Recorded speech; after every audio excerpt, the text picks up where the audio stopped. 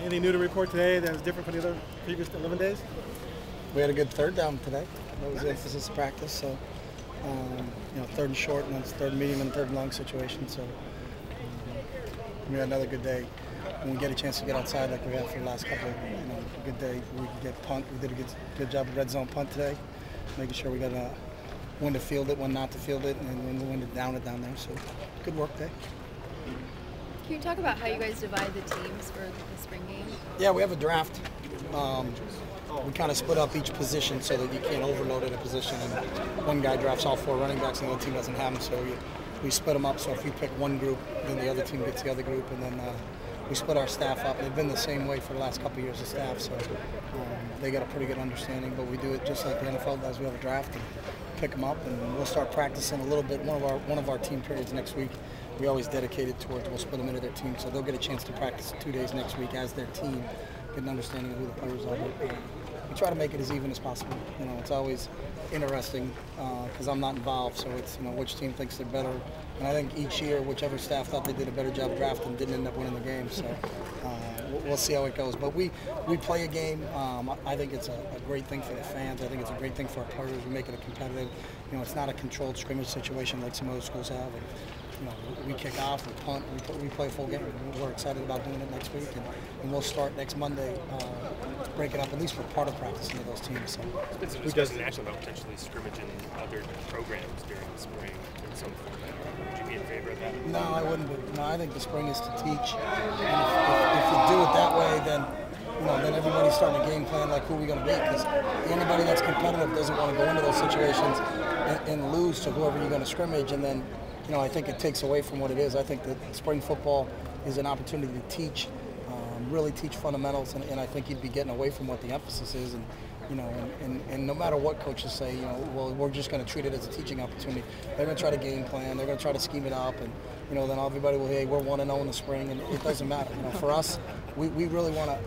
I think it's a great time for us as coaches to get everybody involved. Then if you're going to play, the other question I have, you're going to play another team, and then what do you do if it's a tie game? Are you going to play everybody off your bench, or are you going to say, hey, I'm going to only play my starters? And then I think it defeats the purpose of what spring ball is all about. So I would be against doing that. I like what we have now. I think it's a great time for kids to grow, and you can monitor their growth and not worry about what the end product is. We play enough games right now. With the conference championship game, in the regular season, and the bowl game, we end up playing I think 14 games for us. So we play enough games right now for our kids, and I think it would just take the attention off of it. And then you're going to argue who gets the home game. Who's going to sacrifice it. I think you ask the coaches how we're going to do this. Well, all 120 want to play at home.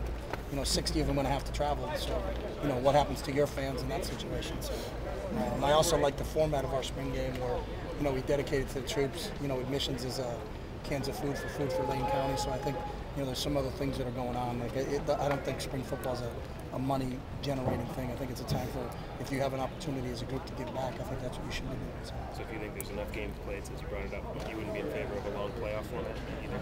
No, I didn't say that. I just said I think, depends on how you set it up. That's the one thing, though, that's a question about that. How do you do that? Right now we play 14 games, and I know the toll that takes on your guys. And fortunately for us, playing that 14th game, we had 30-something odd days before we played the next one. But if you asked us to go out after the conference championship game and then go play another playoff game, really the teams that win, and I played at the 1AA level coach there, is the teams that stay the healthiest. I don't know if they're the best teams, but it becomes a battle of attrition. And all of a sudden, you play a 16-game season week after week. I think it's a little bit different. These guys aren't professional football players that are trained for it. I think our guys, sometimes you're playing freshmen that came out of high school, and for one reason or another they're forced to play, and then you throw them into a 16-game season with the quality of teams we play. I think that's difficult sometimes from a physical standpoint. But if there's a way to do a playoff system where you can do a +1 or the final 4 teams to get a champion, then I would. I think that's a possibility. But when you start opening up to say we're going to have to play 5 games to determine who the champion is after playing a 12-game regular season and a conference championship game, I'm not in favor of that. So. Who are the 2 coaches that draft? Who's in charge of the draft? The staff, so they're all split up. So everybody's got a say. So there's no one in charge. We just kind of split it equally down the middle. Helfie's on one side, so Steve Greatwood and Scott Frost are on the other side. And I think Helfie's with Cam and Steve Greatwood and Frost are on the other side offensively. And then defensively, we split up the coaches where I think Nick and DP are together, and then John and I don't remember exactly. I may be off on that, but it's even. So there's not a, hey, it's this and this. So. Who's number one in your mock draft? In my mock draft? draft. My mock draft, I take luck. I take luck. Your mock Ducks draft? Oh, my mock Ducks draft? Mock Ducks spring football. See, you can't. That's the one thing these guys don't realize, that there's a lot of injuries, and that's what you got to kind of figure out. That's the long-term game plan. And you may have a guy, but he's got to practice twice, so you may lose him. So, the big key for, I think, in that thing is you got to go for depth. You got to go for depth because you don't know what you're going to get by next Saturday. It's not like we're drafting the day before the game and we're going to play with it. You still got to go through. Some of those guys will be scrambling to get the injury report this afternoon and find out, is this kid practicing on Monday or whatnot. So it makes it fun, but I don't allow them to use those. There's no materials allowed in the draft room. no draft boards. There's no draft boards. They got to go right off the top of their head. It's sad when guys forget about they don't remember guys at their own position. Oh, that doesn't.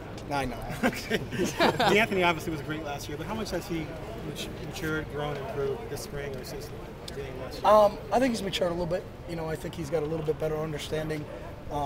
We didn't give him everything last year, and that was specifically, it was, hey, you don't have to worry about that because we're not going to call it if you're in. But, he's got the whole package, both at wide receiver and running back, and he's picked things up. He's really short, in the football things. He's got a really good mind for the football standpoint. So I've been real impressed with him. He's been out there every day. The one thing about him, he loves practicing. He jumps in and everything. Still got a great role for us in special teams, so I think his role will expand for us. And it's exciting because he's just such a talented kid. You still kind of catch yourself going, wow. Do you still spend one-on-one time with him? Yeah, we did. James, I played a couple of his kids. Are you still spending one-on-one time with him like you did in the fall? I meet with Keenan. I meet with Daryl Hawkins. I meet with Josh Huff. I meet with about 5 guys now. We're just trying to maximize all our coaches. So, plus I was bored. I had nothing to do. So. Is DeAnthony still one of them? DeAnthony's in my meeting. Huff meets with me a lot. Daryl meets with me. Keenan meets with me. I think there's 5 or 6 guys.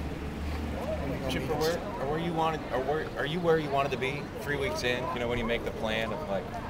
You saying? Are you satisfied? You think I want to with be in Tampa or something? No, the progress.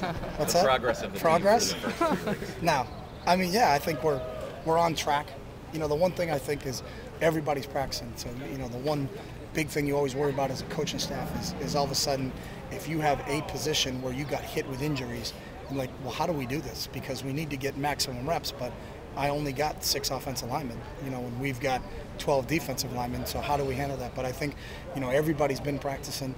The kids may have missed one or part of some, but, so from that standpoint, I think we're where we need to be right now from a progress standpoint. And I've seen improvement from practice 1 to, to this one today. So, we just got to finish up strong and continue to get better next Monday. But I'm pleased where we are right now.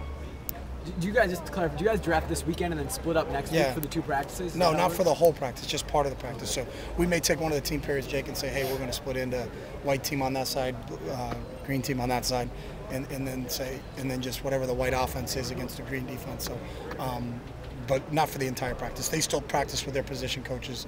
It's not like we have two entirely separate entities, but we'll take at least a period on Monday and a period on Wednesday, just so the coaches can kind of understand their rotation, because at some positions you're going to have more than just starters. You're going to have some depth at that position, so how are you going to rotate all those guys? Because we want everybody to play in the spring games. Question? You turn everyone loose. I mean, you play full speed, full tempo. Yeah. Officials, tackle, everything's live. Kicks are live.